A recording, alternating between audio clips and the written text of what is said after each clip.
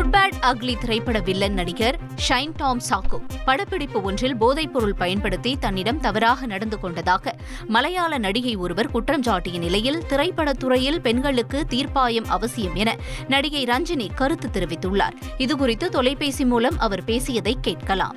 Shine Tom choco இந்த case இன்னைக்கு நேத்துன்னு இல்ல, இது ரொம்ப வருஷமா போயிட்டு இருந்தது. அதாவது அந்த என்னோட டைம்ல ட்ரக்ஸ் குறைவு. அப்போ ட்ரிங்க்ஸ் ஆல்கஹால் ஒரு 2-3 ஆர்டிஸ்ட் கன்சியூம் பண்ணிட்டு செட்டில் எல்லாம் ப்ராப்ளம் பண்ணிருக்கிறாங்க.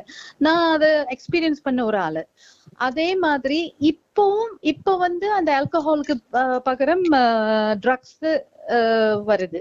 ஓகே, அப்போ அப்படி இருக்கிறச்சே ட்ரைபியூனல் நான் இதுக்கு வேண்டிதான் நான் எப்போதும் நான் ஸ்ட்ராங் ஆயிட்டு அந்த ஹேமா கமிட்டி ரிப்போர்ட்ல இருந்து நான் ரிக்வெஸ்ட் பண்ணது ட்ரைபியூனல் வேணும்னு. எனக்கு இது நம்மளோட பிலிம் அசோசியேஷன்ல யாரும் இது ஒன்னும் செய்ய மாட்டாங்க.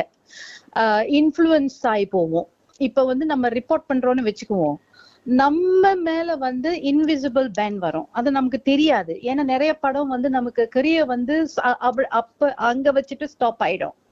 நிறைய ப்ரொடியூசர்ஸ் போட மாட்டாங்க. ஐயோ இது கம்ப்ளைண்ட் பண்ணுது, இது ப்ராப்ளம் அப்படின்னு நம்ம மேல குற்றம் சாட்டுவாங்க. சோ இதெல்லாம் வராம இருக்கிறதுக்கு தான் நான் விகரஸ் ஆயிட்டு நான் கோர்ட்ல, ஈவன் சுப்ரீம் கோர்ட்ல கூட நான் ஃபைட் பண்றது இந்த ட்ரைபியூனல் வரணும்னு சொல்லிட்டு நான் ஃபைட் பண்றேன். இப்ப கேரள திரைப்பட நடிகர் கஞ்சா கேட்டதாக தயாரிப்பாளர் ஒருவர் குற்றம் சாட்டியுள்ளார். கேரள மாநிலத்தைச் சேர்ந்த ஷைன் டாம் சாக்கோ மீது சமீபத்தில் பாலியல் புகார் எழுந்தது.